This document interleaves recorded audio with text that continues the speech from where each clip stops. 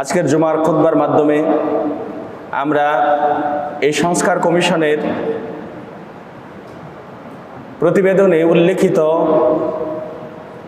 ধর্মীয় মূল্যবোধের সঙ্গে সাংঘর্ষপূর্ণ যে সমস্ত বিষয়গুলো রয়েছে বা সরাসরি যেগুলো কোরআন এবং হাদিসের বিরুদ্ধে গিয়েছে সেই বিষয়গুলি আপনাদের নজরে আনার চেষ্টা করব। পাশাপাশি আমরা প্রথমে বলে নিতে চাই, ইসলাম পৃথিবীতে এসেছে সমস্ত মানবতাকে মুক্তি দিতে। ইসলাম কোনো লিঙ্গের জন্য আসে নাই, বৈষম্যের জন্য আসে নাই, কোনো বর্ণের জন্য আসে নাই। ইসলাম এসেছে সব লিঙ্গ, বর্ণ এবং সব ধরনের জনগোষ্ঠীর মানুষের কল্যাণের জন্য এবং তাদের অধিকার প্রতিষ্ঠা করার জন্য। আর আমরা জানি আল্লাহ সুবহানাহু ওয়া তাআলা আমাদের স্রষ্টা। আল্লাহ আমাদেরকে সৃষ্টি করেছেন। যিনি আমাদেরকে সৃষ্টি করেছেন তিনি আমাদের প্রয়োজন বুঝেন, তিনি আমাদের অধিকার সবচাইতে ভালো বুঝেন। তার চাইতে ভালো অধিকার বুঝনেওয়ালা আর কেউ থাকতে পারে না।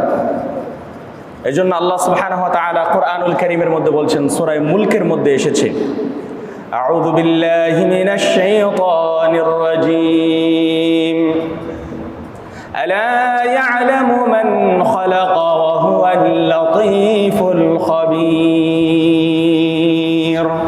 আল্লাহ বলছেন, আলা ইয়ালামু মান খালাক, তিনি কি জানেন না তোমাদের অবস্থান, তোমাদের প্রয়োজন, তোমাদের কি অধিকারের প্রয়োজন, কোন জিনিসের প্রয়োজন এবং তোমাদের কর্মকাণ্ড সম্পর্কে তিনি কি জানেন না? তিনি তো লাতীফুল খবীর, তিনি প্রত্যেকটি বিষয়ে সূক্ষ্ম জ্ঞান তিনি রাখেন। আল্লাহ সুবহানাহু ওয়া তাআলা জানেন মানবতার চাহিদা কি।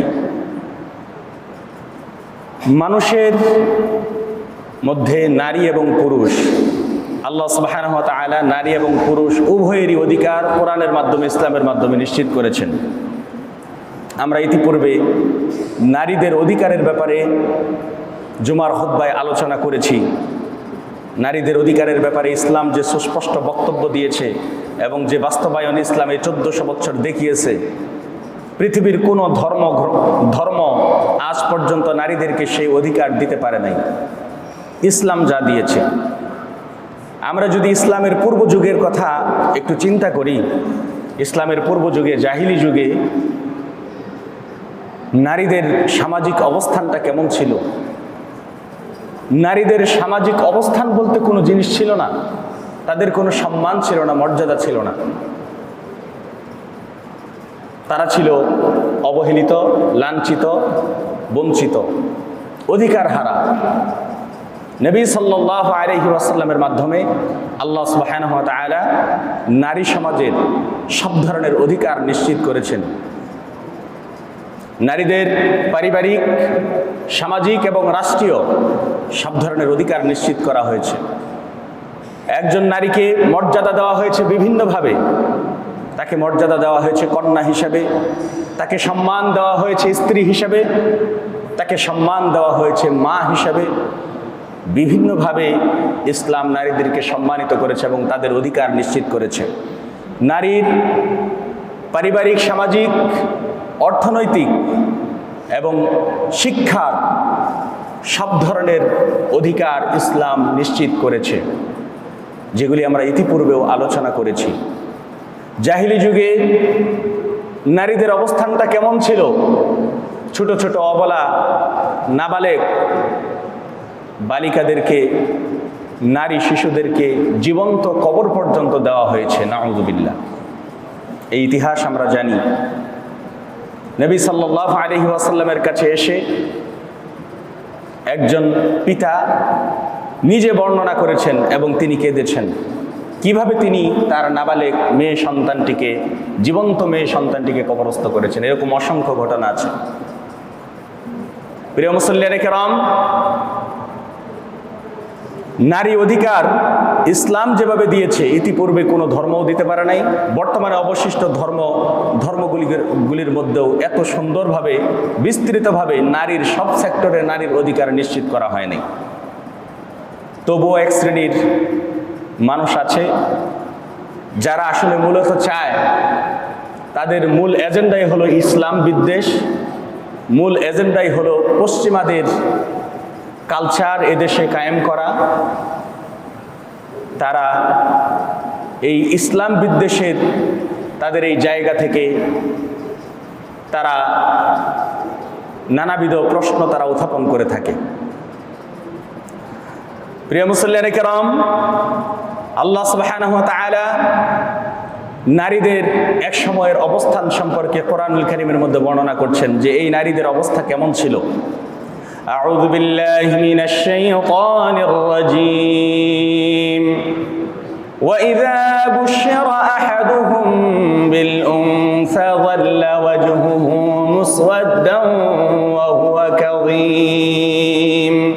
আল্লাহ বলেন, জাহিলি যুগে যখন কোনো কন্যা সন্তানের পিতাকে তার কন্যা সন্তান জন্মের সুসংবাদটুকু প্রদান করা হতো, বলা হতো যে তুমি কন্যা সন্তানের বাবা হয়েছ। যাল্লা ওয়াজহুহু মুসওয়াদ্দা ওয়া হুয়া কাযীম, তার চেহারার মধ্যে একটা লাঞ্ছনা গঞ্জনা, একটা বঞ্চনার একটা ছাপ তার চেহারার উপর ফুটে উঠত। সেজন্য কন্যা সন্তানের বাবা হয় নাই, বরং একটা জাহান্নামের মালিক হয়েছে, নাউযুবিল্লাহ। এইরকম অবস্থা তার হইত, মুখ মলিন হয়ে যাইত। এবং সে কি করত? ইয়াতাওয়ারা মিনাল কওমি মিন সুই মা বুশিরা বিহি। ইয়াতাওয়ারা, সে তার কওমের লোকদের থেকে, তার ভাই ব্রাদার যাদের সঙ্গে সে চলাফেরা করত, তাদের কাছ থেকে মুখ পালিয়ে বেড়াতো, আড়াল করে বেড়াতো, পালায় বেড়াইতো। যেই সুসংবাদ দেওয়া হয়েছে এই সুসংবাদের কারণে, নাউযুবিল্লাহ। এবং সে চিন্তা করত, আয়ুমসিকুহু আলা হুনিন আম ইয়াদুসুহু ফিত তুরাব, আমি কি এই কন্যা সন্তানটাকে জীবন্ত রেখে দেব? এই বঞ্চনা নিয়ে, এই লাঞ্ছনা নিয়ে আমি কি কন্যা সন্তানকে রেখে দেব, নাকি তাকে কবর দিয়ে ফেলবো? এই চিন্তা সে করত। আল্লাহ সমালোচনা করে বলছেন, তার এই চিন্তা কত নিকৃষ্ট চিন্তা। আলা সাআ মা ইয়াহকুমুন, তার এই সিদ্ধান্ত কত নিকৃষ্ট সিদ্ধান্ত। কি বুঝলাম আমরা এই আয়াত থেকে? অর্থাৎ কন্যা সন্তান কারো জন্ম হইলে সে নিজেকে অপমান বোধ করত। সে তার কওমের অন্যান্য লোকদের কাছ থেকে তার মুখকে আড়াল করে রাখত। আর আল্লাহ নিজে তার এই কার্যকলাপের সমালোচনা করে বলছেন, এটা অত্যন্ত নিকৃষ্ট বিষয়। কন্যা সন্তান আল্লাহ দেন, পুত্র সন্তান আল্লাহ দেন। আল্লাহ আপনাকে যেটা দিয়েছেন সেটাই আপনার জন্য সুসংবাদ। আপনার দুনিয়া এবং পরকালে মুক্তির মাধ্যম হতে পারে আপনার সন্তান। তো ইসলাম প্রথমে তো ছোটকালে শিশুর অধিকার নিশ্চিত করে ফেলেছে ইসলাম, যেখানে শিশুদেরকে হত্যা করা হতো জীবন্ত। আল্লাহ সুবহানাহু ওয়া তাআলা কোরআনে স্পষ্ট আয়াত নাজিল করলেন, ওয়ালা তাকতুলু আওলাদাকুম মিন ইমলাক, তোমরা দারিদ্র্যের ভয়ে, রিজিকের ভয়ে, খাবার দিতে হবে এই ভয়ে তোমাদের সন্তানদেরকে হত্যা করো না। আবার আল্লাহ বললেন, যদি করো তাহলে কঠিন জবাবদিহি করতে হবে। ওয়া ইযাল মাউউদাতু সুইলাত বিআইয়ি যামবিন কুতিলাত, কিয়ামতের দিন আমি জিজ্ঞাসা করব যে এই জীবন্ত এই নিষ্পাপ শিশুটির কি অপরাধ ছিল, কি অপরাধের কারণে তুমি একে জীবন্ত পতিত করেছো, কেন একে জীবন্ত কবর দিয়েছ। তার মানে যারা এই অপকর্মের সঙ্গে জড়িত তাদেরকে জবাবদিহির আওতায় আনা হবে কিয়ামতের দিন। আল্লাহ রাব্বুল আলামিন আনবেন। এখানে শিশুর অধিকার নিশ্চিত করে দেওয়া হয়েছে, নারী শিশুর অধিকার নিশ্চিত করে দেওয়া হয়েছে প্রথমেই। এরপরে এই নারী যখন কারো সংসারে যাবে, কারো স্ত্রী হবে, সেখানে স্ত্রী হিসাবে তার সঙ্গে স্বামী কি ধরনের আচার ব্যবহার করবে সেটাও আল্লাহ সুবহানাহু ওয়া তাআলা বলেছেন, ওয়াশিরুহুন্না বিল মারুফ, ওয়াশিরুহুন্না বিল মারুফ, স্ত্রীর সঙ্গে ভালো ব্যবহার করতে হবে, সৎ আচরণ করতে হবে। যদি তার কোনো বিষয় তোমার খারাপ লাগে ফাইন কারিহতুমুহুন্না ফাআসা আন তাকরাহু শাইআও ওয়া ইয়াজআলাল্লাহু ফীহি খায়রান কাসীরা, যদি তার কোনো বিষয় তোমার কাছে খারাপ লাগে তাহলে তুমি হয়তো এমন কোনো জিনিসকে অপছন্দ করতেছো যার মধ্যে আল্লাহ তোমার জন্য অনেক কল্যাণ রাখছেন। সুবহানাল্লাহ, কত সুন্দর কথা। আল্লাহ সুবহানাহু ওয়া তাআলা কোরআন কারীমে আর অনেক জায়গায় বলছেন, হুন্না লিবাসুল লাকুম ওয়া আনতুম লিবাসুল লাহুন্না, তোমাদের স্ত্রীরা তোমাদের পোশাক এবং তোমরা তাদের পোশাক। সুবহানাল্লাহ, একজন আরেকজনকে পোশাক আব্রু বলে আখ্যায়িত করেছেন। আল্লাহ সুবহানাহু ওয়া তাআলা একজন নারীকে বিভিন্ন পর্যায়ে সম্মানিত করেছেন। এই নারী যখন স্ত্রী থেকে কারো মা হবে, মা হিসাবে ইসলাম একজন নারীকে কত সম্মান দিয়েছে আমরা জানি। আল্লাহ তার ইবাদতের পরেই বাবা মার খেদমতের কথা উল্লেখ করেছেন, ওয়াবুদুল্লাহ ওয়ালা তুশরিকু বিহি শাইআ ওয়া বিল ওয়ালিদাইনি ইহসানা, তোমরা আল্লাহর ইবাদত করো এবং তোমাদের পিতামাতার সঙ্গে সৎ আচরণ করো, সৎ ব্যবহার করো। এভাবে জীবনের প্রতিটি সেক্টরে, প্রতিটি পর্যায়ে একজন নারী ধাপে ধাপে, সে যখন শিশুকাল থেকে নিয়ে একেবারে মাতৃত্ব কাল পর্যন্ত, তার জন্মলগ্ন থেকে নিয়ে একেবারে মৃত্যু পর্যন্ত সে যতটি পর্যায়ে যায়, প্রতিটি পর্যায়ে ইসলাম একজন নারীর অধিকারকে নিশ্চিত করেছে। একজন নারী অর্থনৈতিকভাবে স্বাধীন, সে চাইলে অগাধ অর্থের মালিক হতে পারে, অর্থনৈতিকভাবে স্বাধীন, সম্পূর্ণ স্বাধীন। একজন নারী শিক্ষা নীতির ক্ষেত্রে সম্পূর্ণ স্বাধীন, সে চাইলে যত খুশি তত লেখাপড়া করতে পারে, শিক্ষিত হতে পারে, ইসলামের কোনো বাধা নেই। তবে শুধুমাত্র শর্ত হলো তাকে শরিয়া সম্মতভাবে চলতে হবে, এইটুকুই শর্ত। বাকি সে যদি দুনিয়ার সমস্ত লেখাপড়াও যদি শেষ করতে চায়, ইসলাম তাকে বাধা দেয় নাই। বরং ইসলাম বড় বড় নারী পণ্ডিতদের জায়গা দিয়েছে এবং তাদের মর্যাদাকে উঁচু করেছে। নবী সাল্লাল্লাহু আলাইহি ওয়াসাল্লামের স্ত্রী উম্মুল মুমিনিন আয়েশা রাদিয়াল্লাহু আনহা, তিনি হাজার হাজার ফকিহ, হাজার হাজার মুহাদ্দিস, মুহাক্কিকদের তিনি উস্তাজা আয়েশা রাদিয়াল্লাহু আনহা। সম্মানিত মুসল্লিয়ানে কেরাম, জীবনের প্রতিটি ক্ষেত্রে ইসলাম নারীর অধিকার নিশ্চিত করেছে। এত কিছুর পরেও ইসলামের প্রতি তাদের বিদ্বেষ এবং তারা ইসলাম নারীদেরকে কিছু দেয় নাই, নারীদের অধিকার নিশ্চিত করে নাই, বরং এই ইসলামী নীতি পরিবর্তন করে পশ্চিমারা যেভাবে নারীদের অধিকার দেয়, সেভাবে তাদের অধিকার দিতে হবে। প্রিয় মুসল্লিয়ানে কেরাম, আপনারা জানেন বাংলাদেশের, প্রথমে বলেছি, বাংলাদেশে 24-এর গণ অভ্যুত্থানের পর আমরা এমন একটি দেশ পেয়েছি যেখানে আমরা চাই না কোনো ধরনের বৈষম্য আর থাকুক, আমরা চাই না নারীদের উপরও কোনো ধরনের বৈষম্য থাকুক। আমরা চাই প্রত্যেকটি সেক্টরে নারীদের প্রাপ্য অধিকার তারা পাক, এটা আমরা সকলেই চাই, ঠিক কিনা? নারীরা আমার আপনার কারো সন্তান, কারো বোন, কারো মা, আমরা চাই তারা তাদের প্রাপ্য অধিকারটুকু পাক। এবং এই অধিকার প্রাপ্তির ক্ষেত্রে যদি আমাদের কোনো সাহায্যের, সহযোগিতার প্রয়োজন হয়, সেটাও আমরা করতে রাজি আছি। তারা কোনো লাঞ্ছনা গঞ্চনার শিকার হবে, এটা আমরা চাই না। তারা তাদের সম্ভ্রম নিয়ে, তারা তাদের জীবনের নিরাপত্তা নিয়ে, সম্ভ্রমের নিরাপত্তা নিয়ে এবং তাদের সব ধরনের অধিকার নিয়ে সমাজের মধ্যে আমাদের পাশাপাশি বসবাস করবে, এটাই আমরা কামনা করি, এটাই আমরা চাই। আল্লাহ সুবহানাহু ওয়া তাআলা আমাদের কাউকে একজনকে আরেকজনের শত্রু বানান নাই। আল্লাহ রাব্বুল আলামিন বলেন, ওয়াল মুমিনুনা ওয়াল মুমিনাতু বা'দুহুম আউলিয়াউ বা'দ। আল্লাহ রাব্বুল আলামিন বলেন, মুমিন নারী, মুমিন পুরুষ, তারা একজন আরেকজনের কি? আউলিয়া, অভিভাবক, একজন আরেকজনের অভিভাবক, বন্ধু সুলভ। তারা একজন আরেকজনকে সৎ কাজের আদেশ করবে, ভালো কাজের আদেশ করবে, অসৎ কাজে একজন আরেকজনকে নিবৃত্ত করবে, বাধা প্রদান করবে। এটাই তাদের হওয়া উচিত, এটাই হবে আমাদের মূলনীতি নারী এবং পুরুষের ক্ষেত্রে। তো আমরা কেউ কারো শত্রু নয়, পুরুষরা নারী জাতির শত্রু নয়, নারীরা পুরুষ জাতির শত্রু নয়, বরং একজন আরেকজনের সহচর, একজন আরেকজনের সাহায্যকারী। কিন্তু এই সম অধিকারের নামে নারীবাদীরা নারীদের যে ক্ষমতায়ন বা তাদের যে অধিকার নিশ্চিত করার যে স্লোগান তারা বর্তমানে দিচ্ছে, এতে মূলত কিছুই হবে না, বরং এই দেশের মধ্যে একটা গৃহযুদ্ধ শুরু হয়ে যাবে, এক প্রকারের গৃহযুদ্ধ শুরু হয়ে যাবে। আমরা যদি নারী বিষয়ক সংস্কার কমিশনের কয়েকটি প্রস্তাবনা, যেগুলি সরাসরি কোরআন হাদিসের সাথে সাংঘর্ষিক, সেই বিষয়গুলি ইনশাল্লাহ আমরা কয়েকটি বিষয় দেখব, এবং অসংখ্য বিষয় এমন আছে যেগুলো আংশিকভাবে কিছু কিছু বিষয় ইসলামের সাথে কোরআন হাদিসের সাথে সরাসরি সাংঘর্ষিক। এই প্রস্তাবনাটি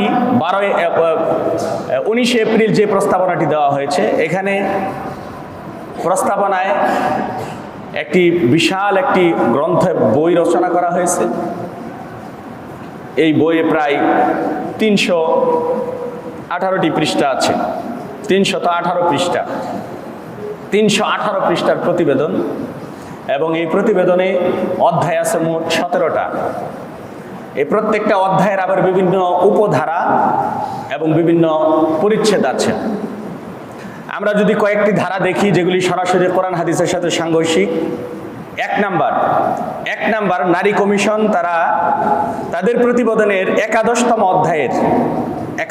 অধ্যায়ের 3 নাম্বার উপধারার 1 নাম্বার অনুচ্ছেদে তারা একটি প্রস্তাবনা করেছেন। সেটা হলো নারীদের সম্পত্তির সমান অধিকার নিশ্চিত করতে মুসলিম ও হিন্দু উত্তরাধিকার আইন সংশোধন করা জরুরি। উল্লেখিত অনুচ্ছেদটি সম্পত্তিতে সমান উত্তরাধিকারের বিষয়টি সরাসরি কোরআনের সাথে সাংঘর্ষিক। মানে এই সংস্কার প্রস্তাবনায় তারা 11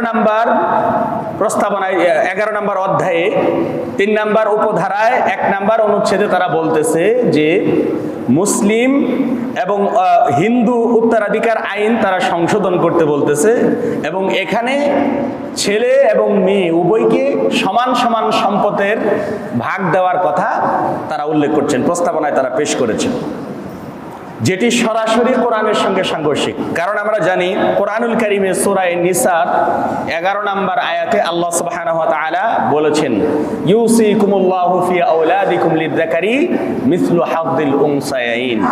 আল্লাহ রাব্বুল আলামিন তোমাদেরকে ওসিয়ত করছেন, উপদেশ দিচ্ছেন যে লিযযাকারি মিসলু হাযযিল উনসায়াইন, তোমাদের একজন পুরুষ, তোমাদের সন্তানদের মধ্য থেকে একজন পুরুষ সে 2 জন কন্যা সন্তানের সমপরিমাণ সম্পদ পাবে। আল্লাহর এই বিধানটি তাদের পছন্দ হয় নাই। মানে একজন পুরুষ বাবার সম্পত্তির মধ্যে একজন পুরুষ যা পাবে 2 জন মেয়ে সন্তান তা পাবে, এটা হলো কোরআনের বিধান, কোরআনের আইন। কিন্তু তারা বলতেছে বিদ্যমান আমাদের সংবিধানেও এই আইনটা আছে, তবে তারা প্রস্তাবনায় বলতেছে যে বিদ্যমান আইনটা বাতিল করতে হবে, মুসলিম হিন্দু আইনটা বাতিল করে সেখানে সমান সমান সম্পদের ভাগ দিতে হবে। আচ্ছা, সমান সমান সম্পদের ভাগ আল্লাহ সুবহানাহু ওয়া তাআলা কেন একজন পুরুষের সমান 2 জন নারীকে সম্পদ দিলেন? এটার তো নিঃসন্দেহে কারণ আছে। আমরা ইতিপূর্বে অনেক আলোচনায় আমরা বলেছি যে একজন পুরুষকে বেশি সম্পদ দেওয়ার, অর্ধেক সম্পদ দেওয়ার, এবং একজন পুরুষের সমান 2 জন মেয়েকে দেওয়ার, এটার যৌক্তিকতা, অনেক যৌক্তিকতা আছে, কারণ আছে। আল্লাহ এটা দিয়েছেন, এটা আল্লাহর বিধান। আমরা কোনো কারণ ছাড়া এই বিধানের কাছে আমরা মুসলিম হিসেবে আমরা মাথা নত করি, কিন্তু এরপরেও যদি কেউ যুক্তি তালাশ করে তাকে অসংখ্য যুক্তি দেওয়া যাবে যে কেন আল্লাহ রাব্বুল আলামিন একজন পুরুষকে বেশি সম্পদ দিলেন এবং 2 জন নারীকে একজন পুরুষের সমান সম্পদ আল্লাহ কেন দিলেন। যদি আমরা কারণ খুঁজি অনেক কারণ বের করতে পারবো। কারণ দেখেন, একজন পুরুষ তার বাবার সম্পত্তি থেকে সে অর্ধেক পাইল, আর একজন মেয়ে তার বাবার সম্পত্তি থেকে ভাইয়ের অর্ধেক পাইল। কিন্তু এই পুরুষ লোকটি তার সংসারের সমস্ত দায়ভার, তার সংসারের সমস্ত খরচ সে পূরণ করে থাকে। তার বাবা মা যদি দুইজনের একজন যদি জীবিত থাকে, তার দায়িত্ব, এবং তার অন্যান্য বোন, তাদের দায়িত্ব তাকে গ্রহণ করতে হয়। পরবর্তীতে একটা মেয়ে যখন বাবার বাড়িতে বেড়াতে আসে, তখন ভাই যে সম্পদ বাবার ওয়ারিশ হিসেবে, উত্তরাধিকার হিসেবে যে সম্পদ পাইছে, একটু বেশি পাইছে, সেখান থেকে কিন্তু তাকে খরচ করতে হয় তাদের জন্য। এই সময় ওই সময় যদি কোনো বিপদ আপদে পড়ে যায় বা কোনো চাহিদা থাকে, সেটা পূরণ করার জন্য তার সেই সম্পদ থেকে ব্যয় করতে হয়। তাহলে একজন পুরুষের যে সম্পদ, একজন পুরুষ যে পরিমাণ সম্পদ তার পরিবারের পিছনে বা পরবর্তীতে তার বোনদের পিছনে বা তার পরিবারের অন্যান্য সদস্যদের পিছনে যেভাবে খরচ করে, সেটা কি একজন নারীকে করতে হয়? একজন নারী সে তার বাবার বাড়ি থেকে এক ভাইয়ের সমান দুইজন মেয়ে নিয়ে গেল, আবার সে তার ওইখানে তার স্বামীর বাড়িতে স্বামীর যদি মারা যায় বা স্বামীর কাছ থেকে স্বামীর সম্পদের মধ্যেও সে ওয়ারিশ হয়ে থাকে, স্বামীর সম্পদেও সে ওয়ারিশ হয়। আবার এই নারীর জন্য বিবাহের সময় তার জন্য একটা নির্দিষ্ট পরিমাণ দেনমোহর আল্লাহ রাব্বুল আলামিন ধার্য করে দিয়েছেন। এই যে নারী কত জায়গা থেকে বেশি বেশি পাচ্ছে। অথবা যদি সন্তানও মারা যায়, সন্তানের সম্পত্তিতেও কিন্তু মা বাবা ওয়ারিশ হয়। তাহলে একটা মেয়ে কত জায়গা থেকে পাইলো? সে স্বামীর সম্পত্তি থেকেও পাইল, সে তার সন্তানের সম্পত্তি থেকেও পাবে, আবার সে তার বাবার বাড়ির সম্পত্তি থেকেও পাইল। আর এদিক দিয়ে তার কোনো খরচ নাই। একজন স্ত্রী লোকের তার কি খরচ? তাকে তো সংসারের ব্যয়ভার বহন করতে হয় না, তার তো কোনো খরচ নাই। সংসারের ব্যয়ভারের খরচের দায়িত্ব আল্লাহ দিয়েছেন পুরুষদের উপরে। তো তার সম্পত্তিটা, পুরো সম্পত্তিটাই থেকে যায়। তাহলে এক্ষেত্রে আল্লাহ সুবহানাহু ওয়া তাআলার বন্টন এটা কি বৈষম্যমূলক নাকি সম্পূর্ণ একেবারে অধিকার নিশ্চিত করা হয়েছে, ইনসাফপূর্ণ? আপনারাই বলেন। ইনসাফপূর্ণ। আল্লাহর এই বিধানটি সম্পূর্ণ ইনসাফপূর্ণ। একজন মেয়ে বিভিন্ন জায়গা থেকে পেয়ে যায়, সম্পদ পায়, কিন্তু তার কোনো খরচ নাই। কিন্তু একজন ছেলে, সে শুধু তার বাবার সম্পদেই ওয়ারিশ হতে পারে, সে শুধু তার বাবার সম্পদেই ওয়ারিশ হতে পারে, অন্য কোনো জায়গা থেকে সে ওয়ারিশ হয় না। এজন্য আল্লাহ সুবহানাহু ওয়া তাআলা একজন নারীকে যে সম্পদ, দুইজন নারীকে যে সম্পদ দিতে বলেছেন, বাবার সম্পদের মধ্য থেকে একজন পুরুষকে তা দিতে বলেছেন। আর তারা বলছে যে এটা বৈষম্যমূলক, এই বিদ্যমান আইন এটা বৈষম্যমূলক। এখানে অধিকার প্রতিষ্ঠা করতে হলে তাহলে সমানভাবে দিতে হবে, 50-50 দিতে হবে, যেটা সম্পূর্ণ কোরআনের বিরুদ্ধে এবং কোরআন এবং হাদিসের বিরুদ্ধে। আল্লাহ বলেও দিয়েছেন, আর রিজালু কাওয়ামুনা আলান নিসা, পুরুষরা হলো নারীদের দায়িত্বশীল, পুরুষরা নারীদের দায়িত্ব পালন করে থাকে। বিমা ফাদ্দালাল্লাহু বা'দুহুম আলা বা'দ, আল্লাহ একজনের উপর আরেকজনকে সম্মান দিয়েছেন, একজনের উপর আরেকজনকে কর্তৃত্ব দিয়েছেন। অবিমা আনফাকু মিন আমওয়ালিহিম, আর পুরুষরা নারীদের জন্য তাদের সম্পদকে ব্যয় করে থাকে। সম্মানিত মুসল্লিয়ানে কেরাম, 2 নম্বরে এই প্রতিবেদনে 2 নম্বরে যেটা কোরআনের সঙ্গে সম্পূর্ণ সাংঘর্ষিক, সেটা হলো 5ম অধ্যায়ের, প্রতিবেদনটির 5ম অধ্যায়ের 2য় উপধারার 3-এর খ অনুচ্ছেদে বলা হয়েছে, জন্ম, মৃত্যু, বিবাহ, তালাকের তথ্য স্থানীয় সরকার প্রতিষ্ঠান ও কাজী অফিসের মধ্যে যাচাইয়ের জন্য তথ্য বিনিময়ের ডিজিটাল অ্যাক্সেস ব্যবস্থা করা, যাতে কম বয়সে বিবাহ ও বহু বিবাহ রোধ করা যায়। মানে জন্ম, মৃত্যু, বিবাহ, তালাক, এটা ওই যে এখন তো করা হয়, জন্ম মৃত্যু সনদটা করা হয় ইউনিয়ন পরিষদে, আর বিবাহ তালাকের ব্যবস্থাটা করে কাজী অফিস থেকে। তো এটা তারা বলছে যে এমন ডিজিটাল একটা ব্যবস্থা স্থাপন করা, যেখানে যারা বিবাহ রেজিস্ট্রেশন করে, তালাক রেজিস্ট্রেশন করে, তাদের ওখানেও যেন সার্চ দিয়েই সাথে সাথেই যেন জন্ম নিবন্ধনটা তারা চেক দিতে পারে, দেখতে পারে। মানে এটাকে একত্র করতে বলতেছে, এর মাধ্যমে যেন মানে বিবাহের সময় যেন মানে কম বয়সে কারো বিবাহ না হয় এবং বহু বিবাহ যেন রোধ করা যায়। এটা হলো তাদের এটার থিওরি। এটা করলে পরে এই কাজটা করা যাবে, এক জায়গা থেকে এটা নিয়ন্ত্রণ করা যাবে। তাদের এই প্রস্তাবনাটিও সম্পূর্ণ কোরআনের বিরুদ্ধে। বিশেষ করে এখানে কম বয়সের বিবাহটা নয় বাদই দিলাম, বিবাহ একজন মেয়ে কত বয়সে কত বছর বয়সে তাকে বিবাহ দিতে হবে সেই বিষয়টা বাদ দিলেও এখানে দ্বিতীয় যে কথাটা বলা হয়েছে যাতে বহু বিবাহ রোধ করা যায়, বহু বিবাহ রোধ করা যায়, এই কারণে তারা এটাকে একত্রী করতে চাচ্ছে। মানে একজন পুরুষ একটা বিবাহ করেছে, সে তো ডিজিটাল মেশিনে সার্চ দিলেই দেখা যাবে সেখানে তার স্ত্রীর নাম কি, সবকিছু তথ্য সেখানে থাকবে। তাহলে সে আর দ্বিতীয় বিবাহ করতে পারবে না, দ্বিতীয় বিবাহে তার রেজিস্ট্রেশন করা হবে না। এজন্য এই তথ্যটা এক জায়গায় করতে তারা প্রস্তাবনা দিচ্ছে। তাদের এই কথাটি, ওই প্রস্তাবটিও সম্পূর্ণ কোরআনের বিরুদ্ধে। কারণ আল্লাহ সুবহানাহু ওয়া তাআলা একজন পুরুষের জন্য বহু বিবাহের অপশন রেখেছেন। এটার বহু কারণ আছে, একাধিক কারণ আছে। কারণ পৃথিবীতে নারীর সংখ্যা বেশি, নারীর সংখ্যা বেশি। এটা যদি আপনি হিসাব করেন সব জায়গায়, আমাদের দেশ সহ পার্শ্ববর্তী দেশ সহ সমস্ত জায়গায়, পৃথিবীর সব দেশেই নারীর সংখ্যা বেশি। নারীর সংখ্যা বেশি এক। দ্বিতীয়ত, নারীদের একজন পুরুষকে আল্লাহ সুবহানাহু ওয়া তাআলা একজন পুরুষকে যে ক্ষমতা দিয়েছেন, একজন পুরুষকে যে ক্ষমতা দিয়েছেন আল্লাহ সুবহানাহু ওয়া তাআলা একজন নারীকে সেই ক্ষমতা দেন নাই। কোনো পুরুষ যদি চায়, তার যদি সামর্থ্য থাকে, সে যদি ন্যায় বিচার করতে পারে, আল্লাহ সুবহানাহু ওয়া তাআলা অপশন দিয়েছেন ফানকিহু মা তাবা লাকুম মিনান নিসাই মাসনা ওয়া সুলাসা ওয়া রুবা। তোমরা যদি সক্ষম হও, যদি ন্যায় বিচার করতে পারো, তাহলে 2, 3 অথবা 4টি করে তোমরা বিবাহ করো। ওয়া ইন খিফতুম আল্লা তা'দিলু ফাওয়াহিদা, যদি ন্যায় বিচার করতে না পারো তাহলে একটাই যথেষ্ট, তাহলে একটাই করো। তো একটার কথা আল্লাহ বলছেন, প্রথমে বলছেন 2টা, 3টা অথবা 4টা। তো বহু বিবাহের অপশনটি আল্লাহ সুবহানাহু ওয়া তাআলা দিয়েছেন। এটারও বহু কারণ আমরা উল্লেখ করতে পারবো। সেদিকে না গিয়ে আমরা যদি সরাসরি এটার সঙ্গে এটার কম্পেয়ার করি, তাহলে আমরা বুঝতে পারতেছি তাদের যে প্রস্তাবনাটি বহু বিবাহ রোধ করা যায়, এটা সম্পূর্ণ কোরআনের সঙ্গে সাংঘর্ষিক। কোরআন অপশন দিচ্ছে আপনি চাইলে 2 বিবাহ, 3 বিবাহ, 2টি, 3টি, 4টি বিবাহ করতে পারবেন। আর তারা এটাকে রোধ করতে চাচ্ছে, এটাকে একেবারে বন্ধ করতে চাচ্ছে, যাতে বহু বিবাহ না হয়।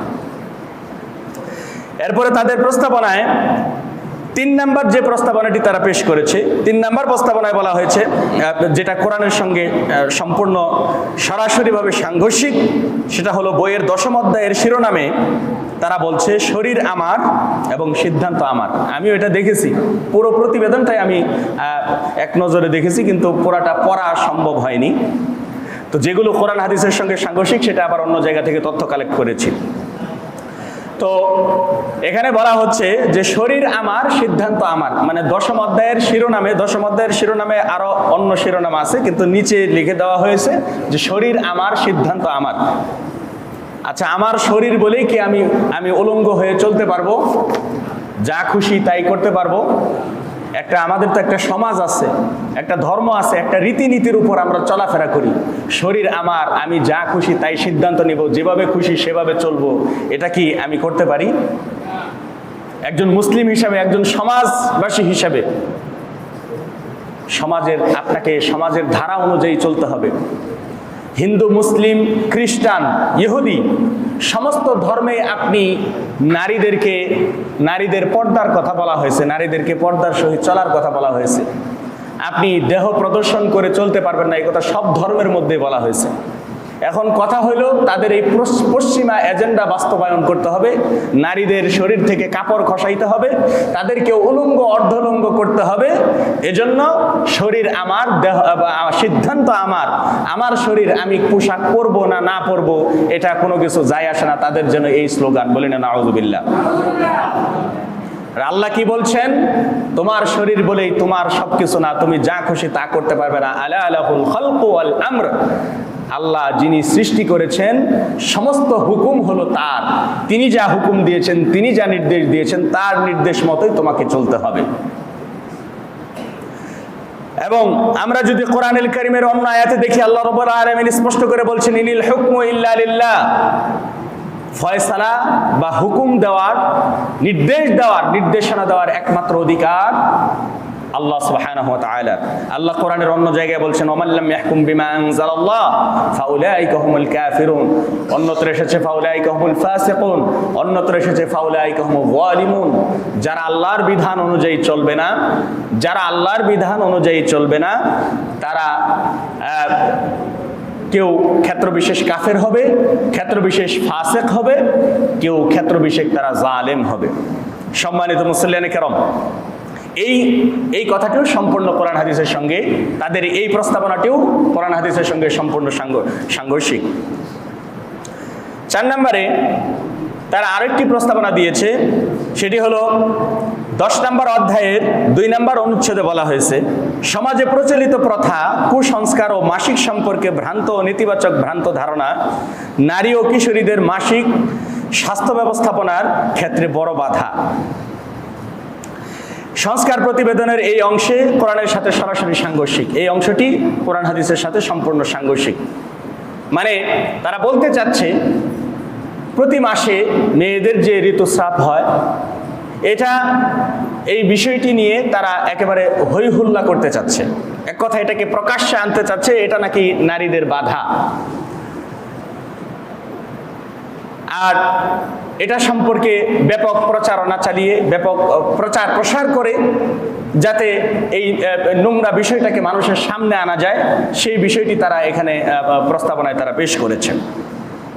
আসলে আল্লাহ সুবহানাহু ওয়া তাআলা প্রকৃতিগতভাবেই নারীদেরকে প্রতি মাসেই একটা রোগ দিয়ে থাকেন, মাসিক ঋতুস্রাব। এটা নারীদের প্রতি মাসেই হয়ে থাকে। এটা নিয়ে আমাদের কারো কোনো দ্বিধাদ্বন্দ্ব নাই, কারো মধ্যে কোনো সমস্যা নাই। সমস্যা হইল এই প্রতিবেদকদের, তাদের সমস্যা।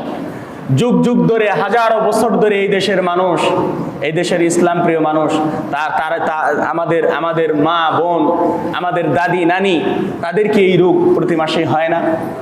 আমরা কয়জন জানি যে তারা অসুস্থ হয়েছে? মানে বিষয়টাকে তাদের প্রকাশ্য আনতে হবে, একেবারে লজ্জা শরমের মাথাকে এটার ব্যাপারে মানে সচেতনতা বৃদ্ধির জন্য এটাকে তারা মানুষের সামনে আনতে চাচ্ছে। আর আল্লাহ সুবহানাহু ওয়া তাআলা কোরআনুল কারীমে স্পষ্ট করে বলে দিয়েছেন, ইয়াসআলুনাকা আনিল মাহিদ কুল হুয়া আযান ফা'তাজিলুন নিসা ফিল মাহিদ। আল্লাহ বলছেন, হে নবী, লোকেরা আপনাকে জিজ্ঞাসা করে হায়েজ সম্পর্কে, ঋতুস্রাব সম্পর্কে মহিলাদের। আপনি বলেন যে কুল হুয়া আযান ফা'তাজিলুন নিসা ফিল মাহিদ, এই বিষয়টি অত্যন্ত যন্ত্রণাদায়ক এবং কষ্টদায়ক, এটি একটি রোগ। এবং যখন কোনো মহিলার এই রোগ চলবে, এই কষ্টের অবস্থা চলবে, তখন তোমরা তার কাছে যাবে না। ওয়ালা তাকরাবুহুন্না হাত্তা ইয়াতহুরনা ফাইযা তাতাহহারনা ফাআতুহুন্না মিন হাইসু আমারাকুমুল্লাহ। এরপর যখন তারা পুরোপুরি পবিত্র হয়ে যাবে, তখন তোমরা আল্লাহ যেভাবে তোমাদের নির্দেশ করেছেন সেভাবে তোমরা তাদের কাছে গমন করো। সম্মানিত মুসলিয়ানে কেরাম, এখানে আল্লাহ সুবহানাহু ওয়া তাআলা মাসিকের মেয়েদের এই অবস্থাটাকে একটা কষ্টদায়ক এবং যন্ত্রণাদায়ক একটা বিষয় বলে উল্লেখ করেছেন। এই সময় মহিলাদের কাছে মূলত সহবাসে যাইতে নিষেধ করা হয়েছে। আর আমরা জানি ইহুদি ধর্মগ্রন্থ সহ বিভিন্ন ধর্মগ্রন্থে এই মহিলাদের এই ঋতুস্রাবটাকে খুব বিকৃতভাবে উপস্থাপন করা হয়েছে।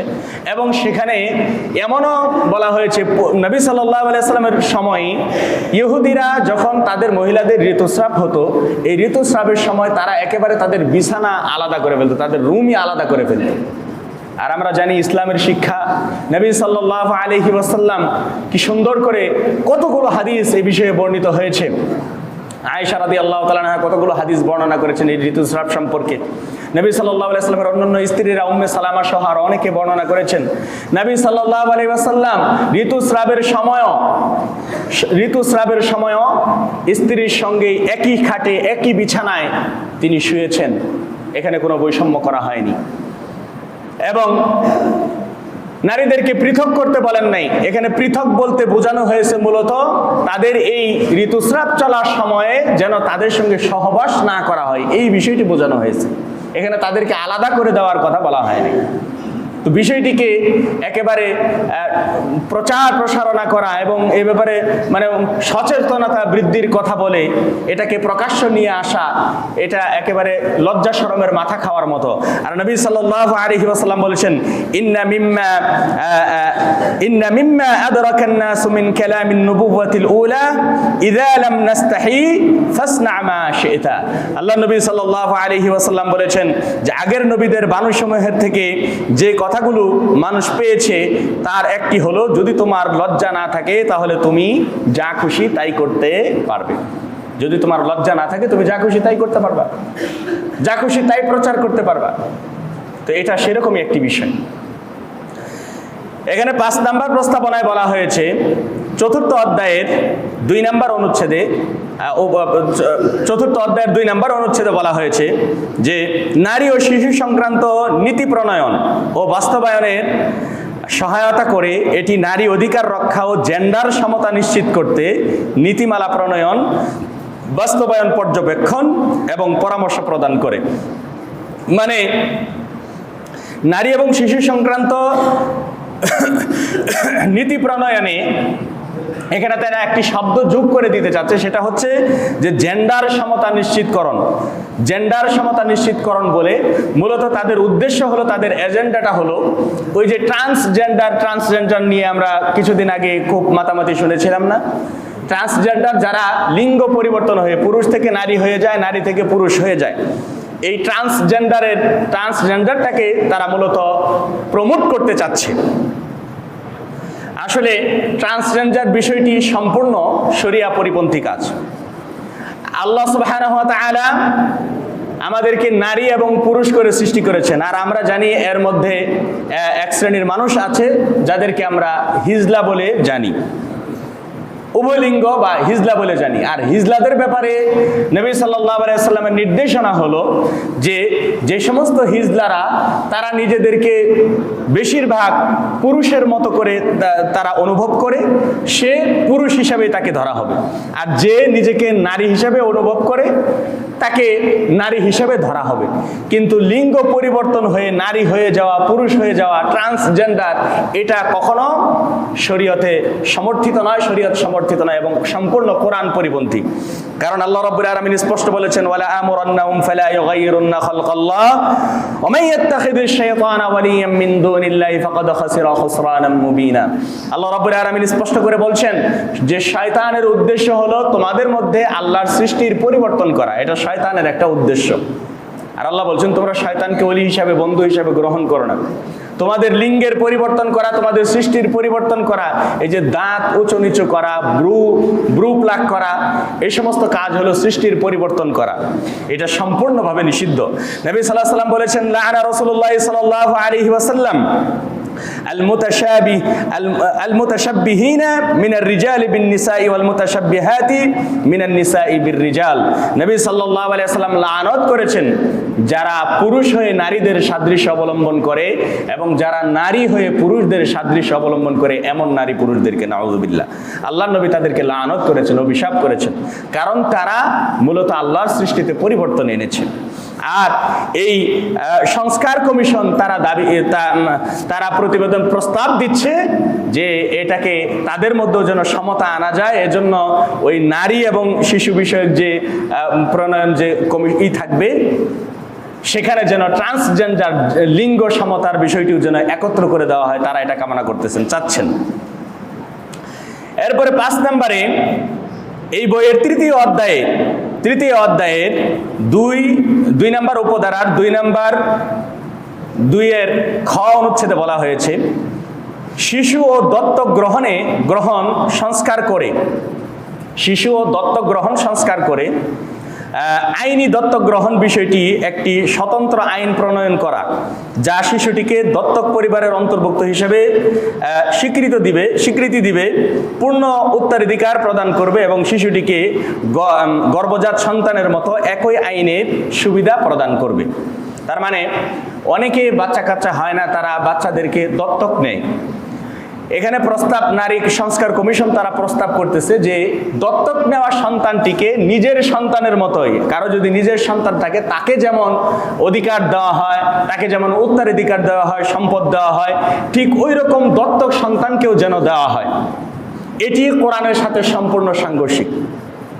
কারণ দত্তক সন্তান কখনো নিজের সন্তান নয়, এটাই হলো সত্যি কথা এবং প্রকৃত কথা। দত্তক সন্তান নিজের সন্তান নয়, এটা একটা জাহিলি ধারণা। দত্তক সন্তান কখনো নিজের সন্তান হতে পারে না। নবী সাল্লাল্লাহু আলাইহি সাল্লামের মাধ্যমে আল্লাহ রাব্বুল আলামিন এই দত্তক সন্তানকে যে নিজের সন্তান নয় সেটার প্রমাণ তিনি দিয়ে আল্লাহ সুবহানাহু ওয়া তাআলা স্বয়ং দিয়েছেন। আমরা জানি নবী সাল্লাল্লাহু আলাইহি সাল্লাম তার পালক পুত্র জায়েদ বিবাহ করেছিল জাইনাব রাদিয়াল্লাহু তাআলা আনহাকে। পরবর্তীতে জায়েদ যখন জাইনাবকে তালাক দেয়, তালাকের পরে নবী সাল্লাল্লাহু আলাইহি সাল্লাম, জাইনাব নবী সাল্লাল্লাহু আলাইহি সাল্লামেরই চাচাতো বোন ছিলেন। নবী সাল্লাল্লাহু আলাইহি সাল্লাম নিজে জাইনাবকে বিবাহ করেন, তার মানে পালক পুত্রের স্ত্রী ছিল, কিন্তু যখন তার সঙ্গে তালাক হয়ে গেছে তখন সেও আপনার জন্য বৈধ হয়ে গেছে। তো পালক পুত্র মানে এই নয় যে সে আপনার সন্তান, সে আপনার সন্তান। কেউ যদি কোনো নারী সন্তানকে পালক হিসাবে নেয়, দত্তক নেয়, তাহলে হাদিসের মধ্যে আসছে তার সঙ্গে তার পর্দা করতে হবে, তার সঙ্গে তার পর্দা করতে হবে। এখানে ধর্মের বাবা, দত্তকের বাবা মা, এগুলো কোনো ভিত্তি নাই, এগুলো মানুষের মুখের কথার কথা মাত্র। আল্লাহ সুবহানাহু ওয়া তাআলা কোরআনের কারীমের মধ্যে স্পষ্ট করে বলছেন, ওয়ামা জাআলা আদঈয়াকুম আবনাআকুম যালিকুম কাউলুকুম বিআফওয়াহিকুম ওয়াল্লাহু ইয়াকুলুল হক ওয়া হুয়া ইয়াহদিস সাবিল। আল্লাহ রাব্বুল আলামিন বলছেন, ওমা জাআলা আদঈয়াকুম আবনাআকুম, তোমাদের দত্তক সন্তানরা তারা তোমাদের সন্তান নয়, তারা তোমাদের সন্তান নয়। যালিকুম কাউলুকুম বিআফওয়াহিকুম, এটা তো তোমাদের মুখের কথার কথা মাত্র, এটা তোমাদের মুখের কথার কথা মাত্র, এটা তোমাদের মুখের কথা, তারা প্রকৃতি তোমাদের সন্তান নয়। একজন দত্তক সন্তান কিভাবে প্রকৃত সন্তানের মতো বাবা মার সম্পদের সম্পূর্ণ উত্তরাধিকার হতে পারে? কখনো না। আপনি চাইলে তাকে দিতে পারবেন, চাইলে আপনি তাকে দিতে পারেন আপনার সামর্থ্য অনুযায়ী, বা তাকে সেটেল করার জন্য, তার সুন্দর ভবিষ্যতের জন্য আপনি যদি তাকে দান করেন, দিতে পারেন, সেটা দান হিসেবে গৃহীত হবে, কিন্তু সেটা উত্তরাধিকারের সূত্রে সে পাবে। এই প্রস্তাবনা সম্পূর্ণ কোরআন বিরোধী প্রস্তাবনা। আরেকটি প্রস্তাবনায় আরেকটি বিষয় উল্লেখ করা হয়েছে। এখানে 12 নম্বর অধ্যায়ের 3 উপধারার 11 অনুচ্ছেদে বলা হচ্ছে, 11 জ অনুচ্ছেদে বলা হচ্ছে যে শ্রম আইনে যৌনকর্মীদেরকে শ্রমিক হিসেবে স্বীকৃতি প্রদান করতে হবে। এখানে যৌনকর্মীকে স্বাভাবিক কর্মী হিসেবে দেখানো হয়েছে, যেটা সম্পূর্ণ কোরআন হাদিস বিরোধী। যৌনকর্মীকে শ্রম আইনে শ্রমিক হিসেবে সম্মাননা দেওয়ার বা স্বীকৃতি দেওয়ার দাবি এখানে জানানো হয়েছে, প্রস্তাবনা এখানে পেশ করা হয়েছে। যৌনকর্মী যারা, আচ্ছা, আমাদের সমাজে এক শ্রেণীর মানুষ আছে যারা যৌনকর্মী হিসেবে আমরা যাদেরকে জানি। এই পেশাটি অত্যন্ত নিকৃষ্ট একটি পেশা, এবং যারা এই পেশায় আছে আমার মনে হয় না তারা কেউ এই পেশায় সুখে আছে, বা তারা কেউ এই পেশায় থাকতে চায়। হয়তো কেউ বা জোরপূর্বকভাবে এই পেশায় ঢুকেছে, অথবা কেউ বা প্রয়োজনে অভাবের তাড়নায় বা অন্য কোনো সমস্যায় পড়ে তারা এই পেশাকে তাদের পেশা হিসাবে বেছে নিয়েছে। তো এটাকে একটা পেশা হিসাবে স্বীকৃতি দিলে, শ্রমিক হিসাবে স্বীকৃতি দিলে সম্পূর্ণ এটা একটা ধর্মীয় মূল্যবোধের মধ্যে আঘাত করার শামিল। কারণ একজন যৌনকর্মী সে যে কাজ করে, যে নিকৃষ্ট কাজ করে, এই ব্যভিচারের মতো নিকৃষ্ট কাজে লিপ্ত, যেই ব্যভিচার পৃথিবীর সমস্ত ধর্মগ্রন্থ এবং পৃথিবীর সমস্ত নৈতিকতার মধ্যেই এটা একটা নিকৃষ্ট কাজ বলে গৃহীত। এই কাজটা কিভাবে একটা কাজ হতে পারে, একটা শ্রম হতে পারে? নাউযুবিল্লাহ। এটা সম্পূর্ণ কোরআন হাদিস পরিপন্থী। আল্লাহ সুবহানাহু ওয়া তাআলা কোরআনের মধ্যে স্পষ্টভাবে জানিয়েছেন, আয-যানিয়াতু ওয়াজ-যানি ফাজলিদু কুল্লা ওয়াহিদিম মিনহুমা, জেনাকারী নারী এবং পুরুষ তাদের প্রত্যেককে 100 করে বেত্রাঘাত করো। এটা নারীর ক্ষেত্রেও পুরুষের ক্ষেত্রেও, এটা আল্লাহর বিধান। এটা না করে বরং উল্টো তাদেরকে সমাজে শ্রমিক হিসাবে তাদেরকে স্বীকৃতি দিতে প্রস্তাবনায় পেশ করা হয়েছে, যেটা সব দিক দিয়েই, নৈতিক মূল্যবোধের দিক দিয়ে এবং ধর্মীয় দিক দিয়ে, সব দিক দিয়েই এটি অত্যন্ত নিকৃষ্ট একটি প্রস্তাবনা। এবং আরো একটি প্রস্তাবনা পেশ করা হয়েছে, যেখানে বলা হয়েছে যেহেতু এটা তো নারী সংস্কার কমিশন, তাই না, তারা প্রস্তাবনা দিচ্ছে যেহেতু রাষ্ট্র একটি ইহজাগতিক সত্তা, সেহেতু কোনো ধর্মীয় বিধান অনুসরণ করে সংবিধান শুরু করা উচিত নয়। ওই যে আমাদের সংবিধানে বিসমিল্লাহ আছে, সংবিধানে আল্লাহর প্রতি আস্থার কথা বলা হয়েছে, তো তোমরা নারী অধিকার নারী সংস্কার কমিশন তোমরা সংবিধান নিয়ে কথা বলো কেন? তোমরা নারীদের সংস্কারের বিষয়ে যে সমস্ত প্রস্তাবনা দিয়েছো সেগুলোর মধ্যে থাকো। সংবিধান নিয়ে তারা বলতেছে যে রাষ্ট্র একটি ইহজাগতিক সত্তা, সেহেতু কোনো ধর্মীয় বিধান অনুসরণ করে সংবিধান শুরু করা উচিত নয়। বিসমিল্লাহ সংবিধানে থাকতে পারবে না, আল্লাহর প্রতি আস্থার কথা সংবিধানে থাকতে পারবে না। তাছাড়া একটি ধর্মকে প্রাধান্য দিলে ধর্মনিরপেক্ষতার নীতির সাথে এটা সাংঘর্ষিক। নাউজুবিল্লাহ, এটা নাকি সাংঘর্ষিক। তা আমরা যে এখানে সংখ্যাগুরু, আমাদের কোনো মূল্য এই সংস্কার কমিশন তারা দেয় নাই। এই অনুচ্ছেদের যে প্রস্তাবনাটি তারা পেশ করেছে সেটিও একটি বাতিল প্রস্তাবনা। কারণ আল্লাহ সুবহানাহু ওয়া তাআলা কোরআনুল কারীমের মধ্যে স্পষ্ট, কোরআনের সাথে সাংঘর্ষিক, কোরআনে স্পষ্ট বলেছেন ওয়ামান ইয়াবতাগি গায়রাল ইসলামি দীনান ফালান ইয়াকবালা মিনহু ওয়া হুয়া ফিল আখিরাতি মিনাল খাসিরিন। আল্লাহর কাছে একমাত্র গ্রহণযোগ্য কবুলযোগ্য দিন হইল ইসলাম। ইন্নাদ দীনা ইনদাল্লাহিল ইসলাম। আল্লাহর কাছে পৃথিবীতে ধর্ম থাকতে পারে, অসংখ্য ধর্ম থাকতে পারে, তবে আল্লাহ যেটাকে গ্রহণ করবেন, কবুল করবেন, একমাত্র ধর্ম হলো ইসলাম ধর্ম।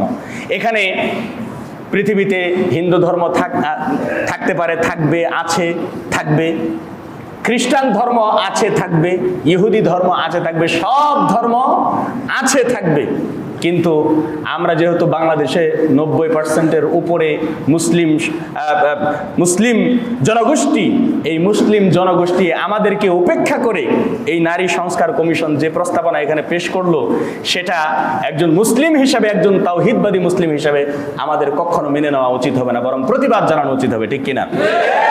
প্রিয় মুসলিয়ানে কেরাম, আমরা এই কয়েকটি প্রস্তাবনা এখানে আমরা আলোচনা করলাম। আসলে তারা এই 300, বললাম প্রথমে আমরা বলেছি, প্রায় 318 পৃষ্ঠায় তারা বিভিন্ন প্রস্তাবনা তারা পেশ করেছে। অসংখ্য প্রস্তাবনা তারা পেশ করেছে, যেগুলি আংশিক বা কিছু কিছু অংশ যেগুলো কোরআন হাদিসের সাথে সম্পূর্ণভাবে সাংঘর্ষিক এবং মুসলিম মূল্যবোধের উপর আঘাত করেছে। আমরা মনে করি নারী সংস্কার কমিশনের কোনো প্রয়োজন নাই। আমরা মনে করি সংস্কার কমিশনের কোনো প্রয়োজন নাই, বরং ইসলাম নারীদেরকে যে অধিকার দিয়েছে, নারীদের যে অধিকারগুলি দিয়েছে, প্রথমে যেগুলি আমরা শুনছি, এই অধিকারগুলি যদি আমাদের নারী সমাজের উপর নিশ্চিত করা হয়, তাহলে এখানে হিন্দু, মুসলিম, খ্রিস্টান, যত ধর্মের লোক বাংলাদেশে বসবাস করে, প্রত্যেকটা ধর্মের লোক, প্রত্যেকটা ধর্মের নারী সমাজ তারা তাদের অধিকার সম্পূর্ণভাবে বুঝে পাবে। আমরা এটা মনে করি, ঠিক কিনা? এই যে প্রস্তাবনাটি তারা পেশ করেছে, অনেকেই বিভিন্ন জায়গা থেকে প্রতিবাদ তারা জানাচ্ছেন। বাংলাদেশ হেফাজতে ইসলাম তারা আগামী 3 তারিখে, 3 মে শনিবার, আগামীকালকে তারা এই প্রস্তাবনাগুলির বিরুদ্ধে এবং এই কমিশন বাতিলের জন্য একটি বিশাল সমাবেশের আয়োজন করেছে সোহরাওয়ার্দী উদ্যানে। আপনারা যার যার জায়গা থেকে ইনশাল্লাহ যাওয়ার চেষ্টা করবেন। এখানে আমরা একটা কথা স্পষ্ট করে বলে দিতে চাই, তা হলো আপনি হতে পারেন হানাফি, হতে পারেন আহলে হাদিস, হতে পারেন শাফি, হতে পারেন মালিকি। আপনার মাযহাব যেটাই হোক না কেন, মাযহাব যেটাই হোক না কেন, দল যেটাই হোক না কেন, মত যেটাই হোক না কেন, আপনার আমার মধ্যে আমলের ক্ষেত্রে মত পার্থক্য থাকবে, সুন্নাহ পালনের ক্ষেত্রে মত পার্থক্য থাকবে, কিন্তু ইসলামের উপর যখন কোনো আঘাত আসবে, শরীয়তের উপর যখন কোনো আঘাত আসবে, তখন আমাদের সবাইকে একত্রিত হয়ে মাঠে নামতে হবে, ঠিক কিনা? তখন আমরা সবাই এক। তখন কোনো আহলে হাদিস নাই, তখন কোনো হানাফি নাই, তখন কোনো দেওবন্দি নাই, চরমনাই নাই, আমরা সবাই এক।